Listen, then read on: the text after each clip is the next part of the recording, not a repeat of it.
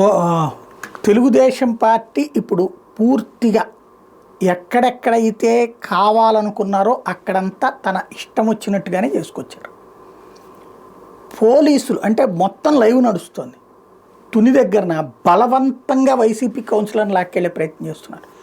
వాళ్ళ మీదనే దొంగ కేసులు పెడుతున్నారు.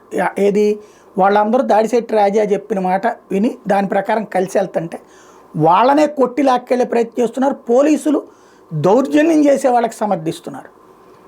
మిగతా చోట్ల జరిగింది అదే.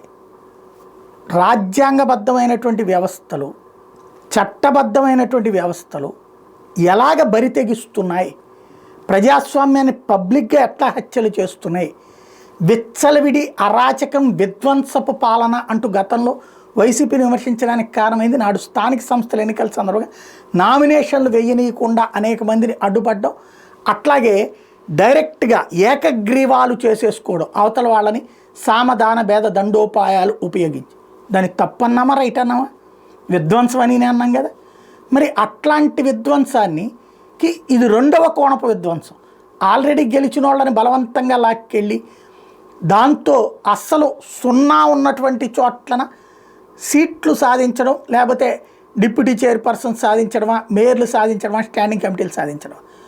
ఆ రోజున అది దుర్మార్గం అరాచకం అని రాసిన వాళ్ళు ఇవాళ ఘన విజయం ఘనత సాధించారు అని రాస్తున్నారంటే సిగ్గుపడాల్సింది మీడియానా, దాన్ని సమర్థిస్తున్న ప్రజాస్వామ్యవాదులా అన్నది ఆలోచించుకోవాలి. ఎందుకంటే ఆ రోజున అవి తప్పని మాట్లాడినటువంటి వాడిని నేను.